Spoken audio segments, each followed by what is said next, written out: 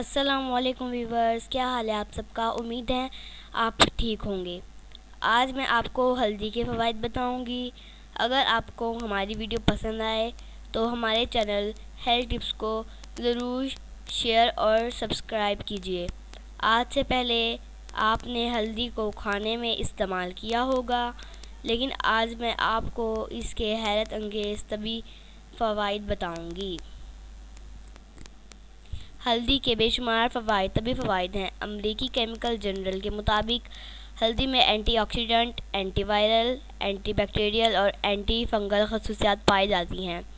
سائنسدان کینسر، ذیابیطس، high blood pressure, cholesterol, جگر کے امراض، اعصابی بیماریوں، گٹھیا، موٹاپا، السر اور دوسرے امراض کے علاوہ زخموں کو منجمد کرنے کے لیے ہلدی کا استعمال بہتر قرار دیتے ہیں۔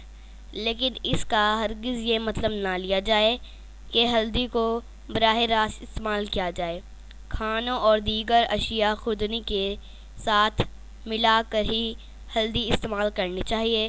جدید تحقیقات کے مطابق ہلدی چھاتی کے کینسر، جگر کے سرطان، خون کے سرطان اور پھیپھڑوں اور پروسٹیٹ کے سرطان کے علاج کے لیے بہت مؤثر دوا اور غذا ہے۔ ہلدی کا مسلسل استعمال میوٹاجن کے مضر اثرات کو نمایاں طور پر کم کرتا ہے۔ ہلدی شوگر کے مریض جسے ذیابیطس کہتے ہیں میں بہت فائدہ مند ہے۔ یہ انسولین کو اعتدال میں رکھ کر خون میں گلوکوز کی سطح کو اعتدال میں رکھنے میں معاون ہوتی ہے۔ ہلدی ایک بہت اچھا اینٹی آکسیڈنٹ اور اینٹی ایک عنصر پایا جاتا ہے۔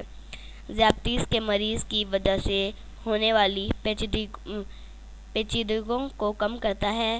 حالیہ تحقیق میں یہ بات سامنے آ چکی ہے کہ ہلدی میں سرکومین بیٹا سیل کی حفاظت کرتا ہے، انسولین پیدا کرتے ہیں۔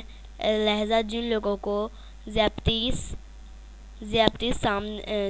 ٹائپ 2 ہوتی ہے، ان کے لیے ہلدی مفید غذا ثابت ہوتی ہے۔